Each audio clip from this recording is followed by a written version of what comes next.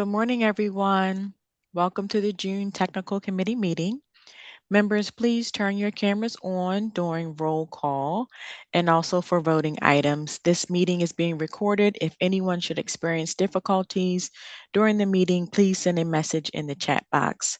At this time, Zach will start the roll call to determine member participation. Zach? City of Annapolis, Present.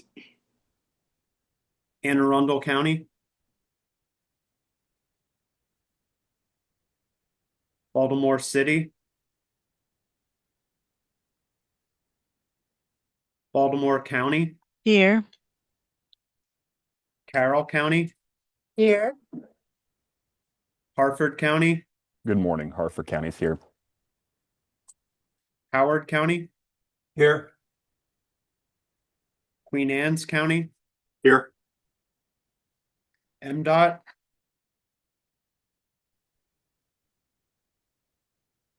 MDE, Here. MDP, Here. MDOT MTA, Here. MDOT SHA.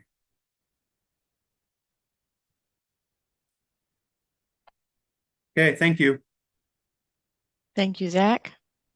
Our first item is approval of the minutes from the May Technical Committee meeting. Have members had a chance to review the minutes? If so, can I have a motion and a second to approve the minutes?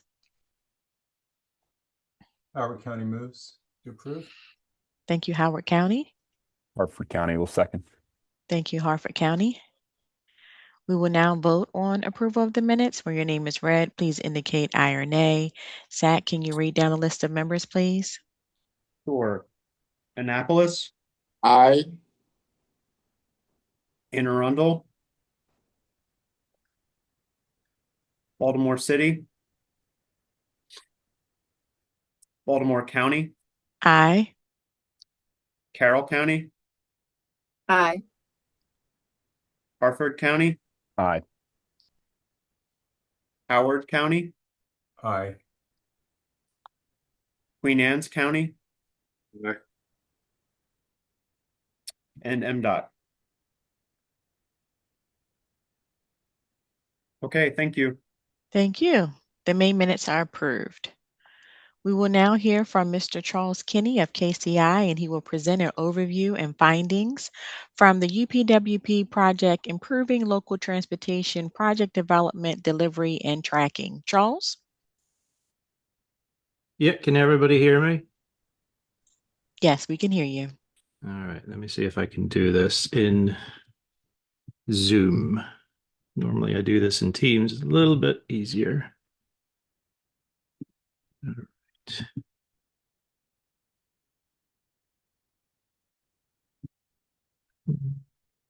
Nope, let's not do that.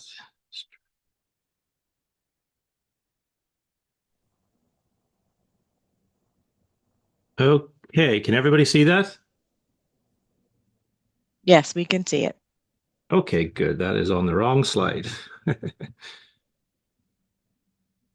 start at the beginning. All right. Well, good morning, everyone. My name is Charles Kenny, and I am the consultant project manager for KCI on this study. And it's the Improve Local Transportation Project Development, Delivery, and Tracking study that we've been doing for Baltimore Metropolitan Council and BRTB. So this was initiated by Baltimore Metropolitan Council, and I'm with KCI as a project manager, and we partnered with Rossi on this study to look at the transportation project management.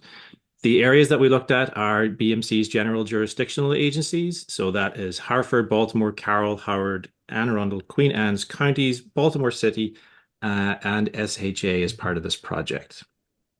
We began the study last June, and we've gone through the survey, research, recommendations phases, and we are now developing the final memorandum, which we're hoping to get wrapped up here very shortly.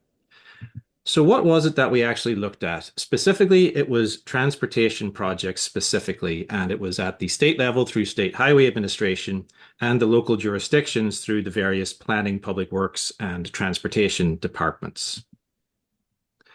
Why were we looking at it? Basically, a need was identified at the local level for these kind of 4 general issues with regards to their transportation projects.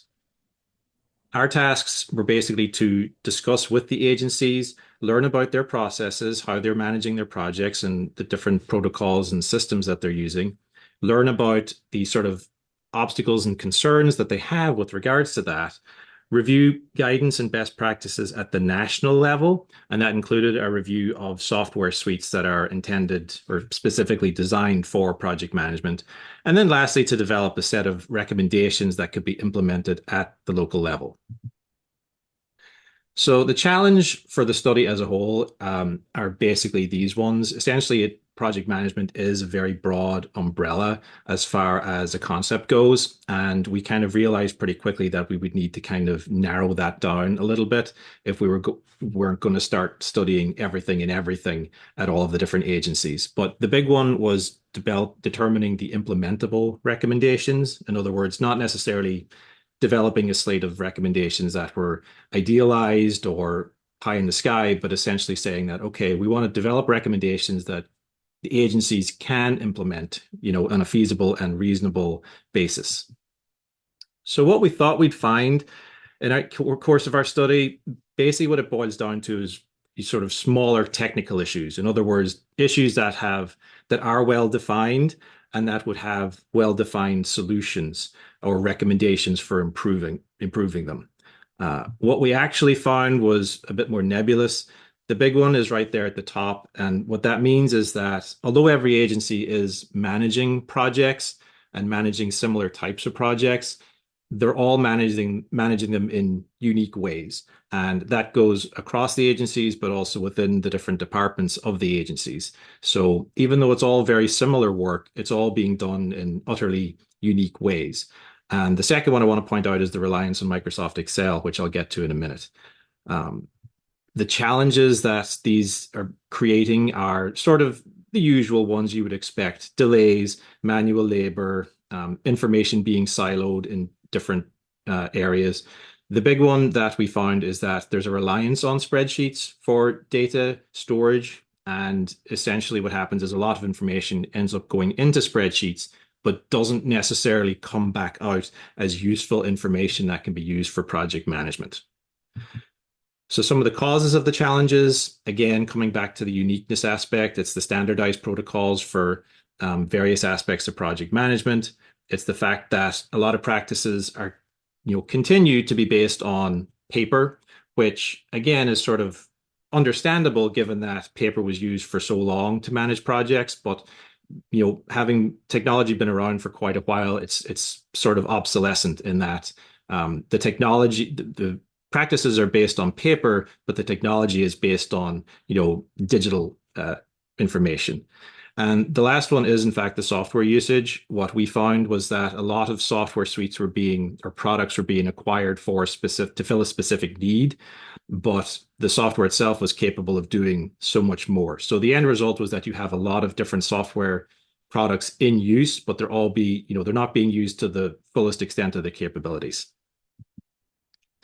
So some of the specific examples of challenges we've got here: outdated project information was one that was reiterated to us multiple times, where senior leadership would ask for a status update and project managers had to basically scramble to find the latest project information because the designated source was either didn't exist or it wasn't updated, and they'd have to go around and basically find the information themselves. So at this point, I'm going to pass it over to Savannah Edwards at Rossi, and she's going to go over what it was that we researched as part of the guidelines and best practices and some of the software that we actually looked at. Thank you, Charles. So, correct. As we got into the research for this project, we kind of saw 3 themes emerge. And those themes were really also based off of what we heard in phase 1 about where the agencies needed some research and guidance. And so we organized our best practices into 3 buckets: organizational structure, project management protocols, and then tools and software. Next slide. So organizational structures really should be dictated by what the organization's priority is. Of course, what we noticed in phase one of the project was that many organizations saw frustrations with what they described as a more siloed type of structure. So if you are basing it off of your priority, if that priority is control of the processes or control of the roles and more from an HR perspective, that does lead to a siloed structure. If you want more of a seamless process with the project outcome being the focus, a workflow-based structure is recommended. And then finally, if you're looking for the best type of final product quality, a good QA/QC methodology, then literature recommended more of a matrix-based solution, which kind of takes silos but marries them together with the workflow base so that you have some kind of checks and balances. Next slide. The stage gate process is one example of somewhat of a matrix flow, but something that can also be tied to financials. That was, again, something we heard within task one. Many organizations felt like project management was just decoupled from financial forecasting or financial management of the organization. And partially because they're siloed within different departments, but one way to allow for those departments to kind of interact better is to implement the stage gate process, which allows for gate checks or stop measures at certain financial decision points. So you align maybe the pre-proposal process or the investigatory process when your fiscal year is going to begin or when you're making those fiscal year decisions and forecasting. Again, to just allow a checks and balances on the process. You're not getting too far down into something before you do stop and make a decision about if it's ready to proceed forward. Next slide. So the one specific piece of literature we were tasked to examine is the NCHRP Guidance for Transportation Project Management. In that, a team comprised from multiple transportation agencies completed a scan of best practices across the United States. And it was just with transportation agencies and how they deliver projects, especially more efficiently and with public involvement in the process. Some of the DOTs involved with that included Arizona, Florida, Missouri, Utah, Virginia, and Washington. So with these general project management guidelines as background, we were able to consolidate their recommendations into 6 different groupings, and 6 really recommendations that can be applied by each of the agencies. And so it's formalizing that project management structure, sharing leadership from the top all the way down, making sure that you address risk management early on within the process, using consultants to complement and enhance the agency's project management processes, not just replace it, investing in GIS and data management tools for project delivery, and maintaining core competencies of your project team is important. So next slide. Some of the documented protocols that we wanted to pull out and found to be useful for all of our agencies is, again, about guidance. Having one source of information was really found within the literature to improve efficiencies across an organization and make sure that different departments aren't duplicating things. I know that can sound simple, but it's one of those things that when we get into practice and we're working again across departments or across teams, it's simply not being implemented. Another guidance tool that can really enhance the process is developing a template for a project management plan, standardizing across the board what information should be included in that project management plan and the benchmarks that go along with it. That ensures that everyone is communicating on a clear basis. Expectations are very clear and transparent to the team as well. Next slide. Finally, we took a look at project management software because, as Charles mentioned, that was one thing that each of the agencies really brought to the forefront that they were interested in improving for their county. And so when we started out, there's a lot of project management softwares and new technology that is out there today. How do we assess all of these different options for our agencies? And so we looked back at phase one, what we interviewed them about, what we got survey results about, and what their priorities were. And so we based our selection criteria off of that. So the first category we looked at was grant funding and management, how it could use public dollars. Second was project and agency scale support. Could it take on both small projects as well as larger capital projects? Compatibility with the existing software landscape. So things like Excel that we heard everyone was already using, or Workday for HR purposes.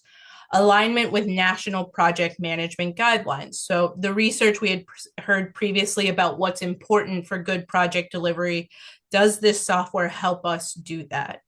Usability and adoption, is there a large training needed to come up to be able to use that software, and are training materials already available for that particular platform? Security, compliance, risk management. Of course, cybersecurity being a very important issue for our public agencies today. And then vendor strength and support ecosystem. So how much vendor support is out there in case you have issues, need to work through things, or need training resources. Next slide. So when we started with those categories, we found 16 different project management softwares that first interested us. However, when we compared them across those categories that were most important, we were able to eliminate 8 of those softwares. Next slide. And leave us with the final 8 that we actually compared, filled out a large detailed table. I'd invite everyone to look at the appendices. If you're trying to compare things, such as cost across the board for these project management softwares, that's something that's difficult to find. But where we were able to go in and look for other public agencies that have procured it and they publish that data, we added those details to help create kind of a factor across the board so that you can compare magnitudes of costs with the different software options. Next slide. So of course, there are caveats. As I was mentioning, one of them is that, cost for each of those is typically not published. We researched capabilities of each of these softwares, but we did not test them out. We didn't procure each one to see the performance. Instead, we relied on relevant resources and firsthand accounts from other agencies about how the software worked for them. Scoring was done across the board in a comparison type of manner and should be looked at it in that way. We didn't give a recommendation for one best software because each agency should look for what their priorities are across the table and score and weight those categories higher for themselves. Next slide. So this is our overall scoring table. Again, there's a lot of nuance within the details, and so I'd invite you to look at the full appendix table with notes about how we determined each of these scores. Just high level to kind of touch on some of the things, Open Desk at the bottom of the table came in with the lowest score. A lot of that is because Open Desk did not have information published online. So we could not attribute a score if that particular information was not available online. Again, just some of the nuance that has to be taken into consideration with it. Next slide. Here's one example of the cost and how we kind of categorized it in the larger table. This is for Monday.com. For most of our agencies, or all of our agencies, we typically be looking at an enterprise level organization. That is all the way on the right. You can see that Monday.com starts all the way at the bottom with a free user account. If you're trying to do personal things or very small projects, you could possibly get away with a $0 free user account to help with just some efficiencies on your project delivery.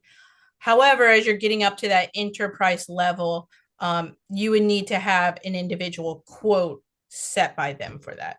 However, we do know Monday.com is at the lower end of the scale. At the higher end of the scale, we have some options like GovSense. And we gathered estimated pricing on that from online published articles. GovSense, just to give you, the other end of the spectrum, we saw Dunkirk, New York had purchased it for a year for $300,000, and Bowie, Maryland did so in 2019 for $180,000. I think Dunkirk was in 2025. So that kind of gives you the spread of range of where you would expect costs to come in for that. So that is the research we conducted. I'm going to hand it back to Charles to close us out. All right, thanks, Savannah. So in terms of our preliminary recommendations, and I'll emphasize that these are preliminary, we still need to work through with BMC on what the final recommendations are going to be, but they will be contained in the final memorandum. We're looking at sort of a phased process, so short, mid, and long term. Short term, within 6 months, you're looking at starting to lay the groundwork for the improvements, which would be the project management plan template, project classification matrix, and then starting to define those stage gate, steps. For the midterm, which would be 6 to 12 months, you're really looking at implementing a pilot project to kind of see how these recommendations might work within the organization, what hurdles or obstacles might be overcome, what other sort of logistical or administrative changes may or may not be needed in order to sort of implement it across the organization. And then after about 12 months, once the pilots have been concluded, then you're starting to look at scaling it up for additional projects within the organization and sort of moving on from there. And with that, thank you very much. I know Keith is not here today, but Eileen is. If we have any questions, we're more than happy to take them. Yeah, and this is Todd Lang, and just wanted to jump in and want to thank the consultant group, wanted to thank all of the local jurisdiction teams and the state for providing the information. We were all hoping, at the end of the day that we could find one software solution that would work for everyone, but of course that is more tricky than anyone thought. And so I think you see some of the potential recommendations of building into our future work programs, things like a potential pilot program. Potentially we could ask jurisdictions if they're interested to, through a grant program, try out some of these different softwares. Potentially we could, look at building out a template in one of the Microsoft 365 programs that potentially could be of use. There's always also the option that State Highway Administration is currently building out a program internally for their project fulfillment center. Now that's kind of more geared to State Highway Administration projects, but ultimately if we were able to kind of look at piggybacking off of their system, then that might be an option also. I know we're running a little bit long, so I did want to kind of just say that we're hoping, as we said, to kind of wrap up this program. So if there are ideas or thoughts behind all of this, please kind of send them into the group, to Keith, to Charles, to Savannah, and we could try to incorporate those into the final product. But then we think this is an ongoing program. So please get your thoughts out in terms of what you think might be upcoming next. Again, thank you to the consultant team. Unfortunately, we are running a little bit late and we have a short meeting today, so I think we're going to bypass any of the direct questions if that's okay. All right. Thank you very much. All right, thank you. Now we will have Ms. Crystal McDermott. She'll share information about residential and non-residential building permit activity in 2025 for the region and by jurisdiction. Crystal? Hi, thanks for having me. I'm going to go ahead and share my screen.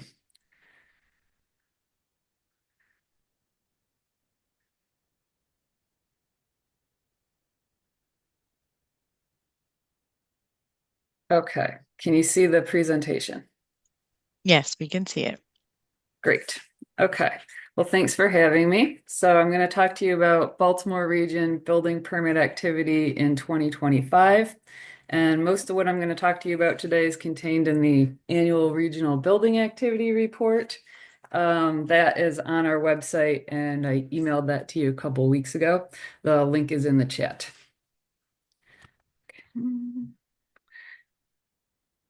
let me just move our minus this thanks there. Okay.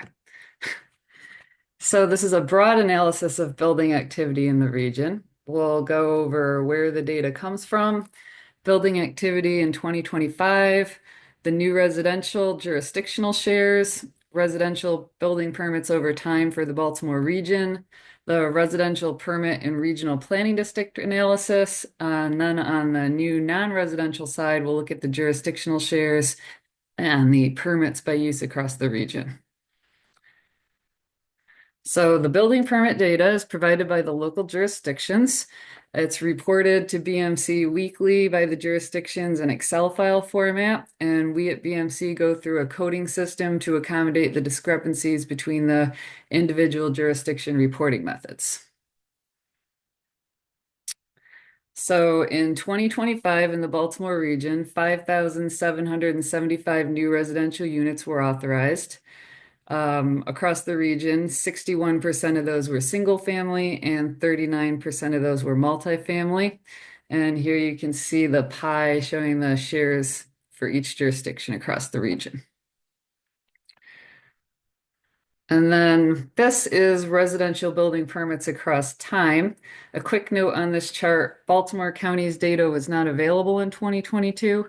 So for a regional change across time, you can exclude 2022 as we did for this chart, or you can remove Baltimore County for the years where you're looking at change.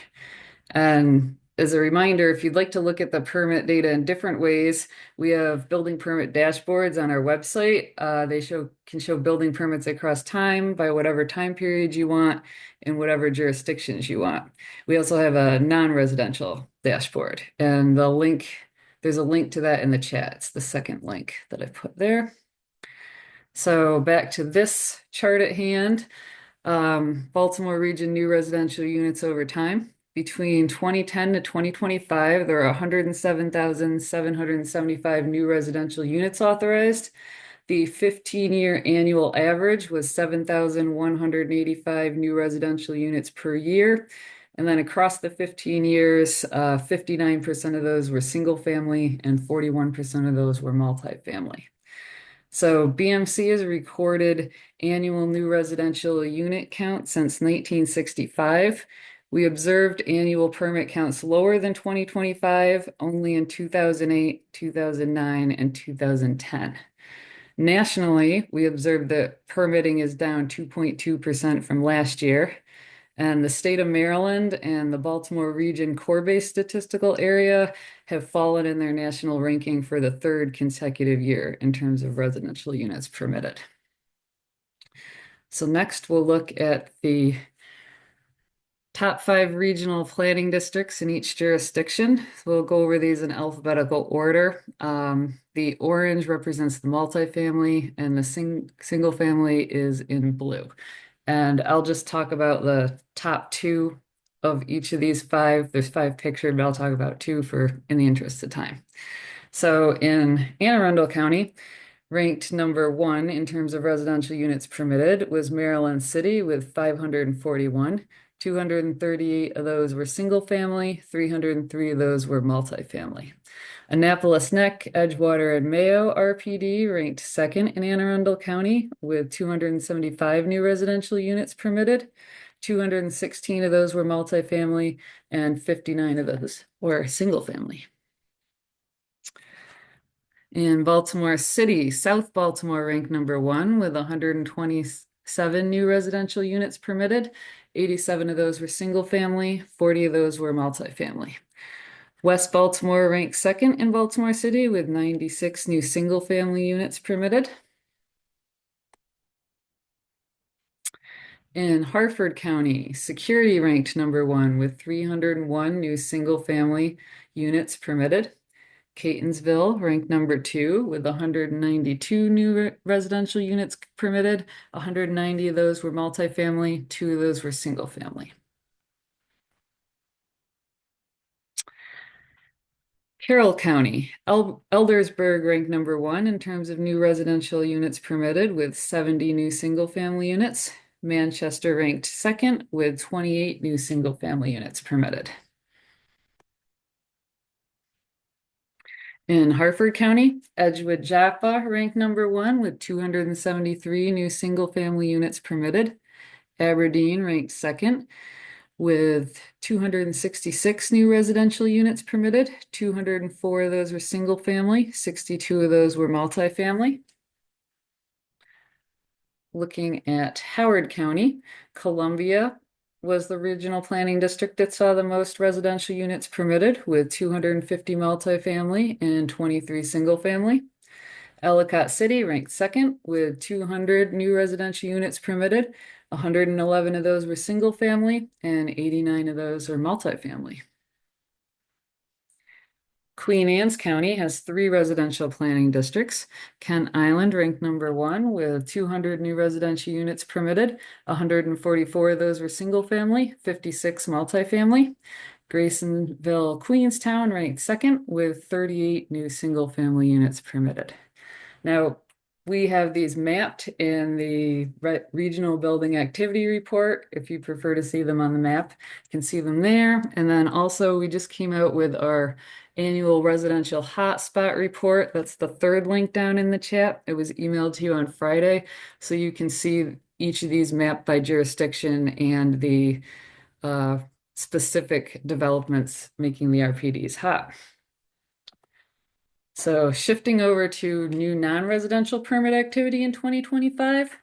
When discussing non-residential permitting, it's important to note that as permitted value for the new non-residential building tends to be substantial, a single building can have a dramatic impact on the distribution of investment across jurisdictions, building types, and between time periods.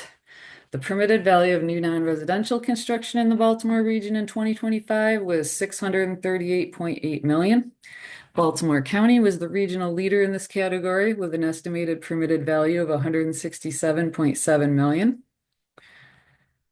Anne Arundel County ranked second with $160.8 million permitted in new non-residential construction, and Baltimore City ranked 3rd with $126.7 million permitted in new non-residential construction. And on the chart here, you can see the jurisdictional shares of the new non-residential construction across the region. And this is 2025 residential permits authorized by use across the region. So in 2025, industrial structures, the public utilities, government miscellaneous category, and the retail commercial buildings category had the highest permitted values. 33 permits were issued for industrial buildings with a combined construction value of $145.6 million.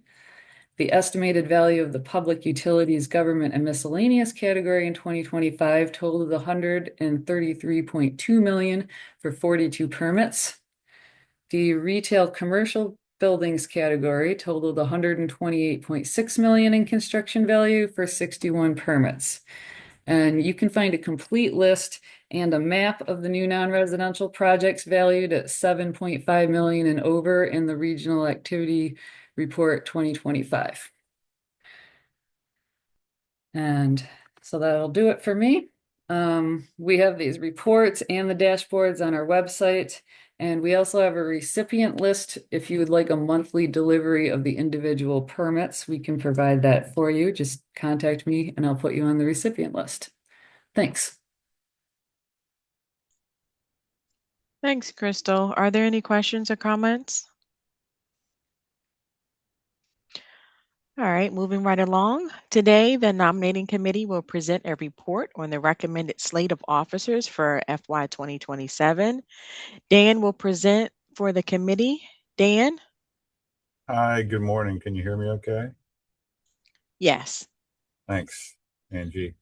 Yeah, hey, Dan Jancic here at MDOT. Once again, we're back here at the nominating committee, which consisted of myself, Steve Cahoon from Queen Anne's County, and David Cookson from Howard County, and we are recommending the current slate of officers to serve a second one-year term in FY 27. So the slate consists of Baltimore County Chair, Angie, thank you, and Harford County as Vice Chair. And that concludes my quick presentation. Thank you, Dan. Are there any other questions? All right, we will vote on technical committee officers at the July meeting. Next up is UPWP updates. Zach will provide an update on Region Next 2055. Zach? Yes, good morning. Very quick update today. Just wanted to remind everyone that the call for projects is now open through June 17th. That is just over 2 weeks away. When projects are due, jurisdictions can submit their priority roadway, transit, and active transportation projects. We are here to assist you if you have any questions. I've talked to a number of you. I'll send out some emails today as a reminder, but again, those projects are due in just over 2 weeks. Also, Region Now, the 2027 to 2030 Transportation Improvement Program, is open for public comment right now through Monday, June 15th. We have maybe 25-ish comments so far, and they're still coming in. The comment period also includes an amendment adding the Chesapeake Bay Bridge replacement to the LRTP Resilience 2050.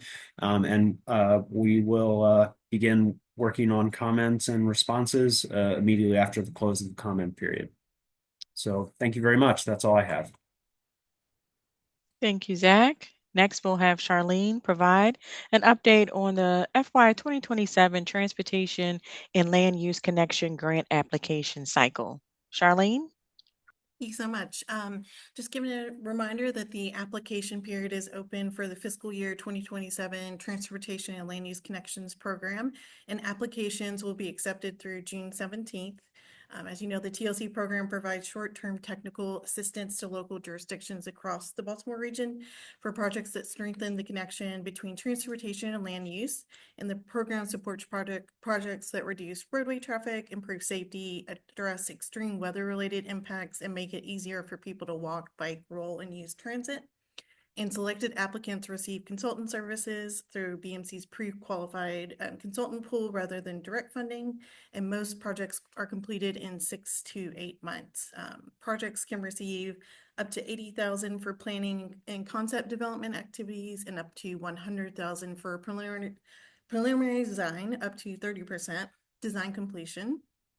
And to support applicants, we're doing something new this year where we're having weekly virtual application assistance sessions every Wednesday from 3 to 4 p.m. So feel free to drop in if you have questions or if you want to run anything by us. We'll be available Wednesdays from 3 to 4. We're also always available by email. You can contact me or Keith anytime. So thank you. Thank you, Charlene. In other business, Anna Marshall has a brief on air quality. Anna? Good morning. Quick update. On May 29th, the EPA released a final rule in the Federal Register determining that the Baltimore, Maryland non-attainment area has clean data for the 2015 8-hour ozone national ambient air quality standard, also referred to as the NAAQS. And this is based on certified ambient air monitoring data for 2022 to 2024 design value period, showing attainment of the standard with the exclusion of certain data from the wildfire events in the summer of 2023. And this means that the EPA is suspending the requirements for the Baltimore area to submit attainment demonstrations and other measures related to attainment of the 2015 ozone NAAQS for as long as the region continues to attain the standard. And so for some next steps for our region, the CDD, which is the Clean Data Determination, does not redesignate the Baltimore area to attainment, so we're still considered non-attainment until the state submits a request for redesignation pursuant to Clean Air Act requirements. And MDE is currently working on a maintenance plan for the Baltimore region, and this will provide measures for continuing to attain the ozone standard. And this final rule becomes effective on June 29th, at the end of the month. Thank you. Thank you, Anna. The next technical committee meeting will be in person on Tuesday, July 7th, held jointly with the ICG. Is there any other business to come before the technical committee? Hearing none, I ask for a motion to close the business meeting. Dan at MDOT, I'll motion to close the business meeting. Thank you, Dan. At this time, we've ended the business meeting. We ask anybody that is not an active member of the technical committee to please leave the meeting. We're going into closed session to discuss some RFPs that are going to be released shortly. The Congestion Management Committee meeting will begin after the closed session at 10:30 via the same meeting link.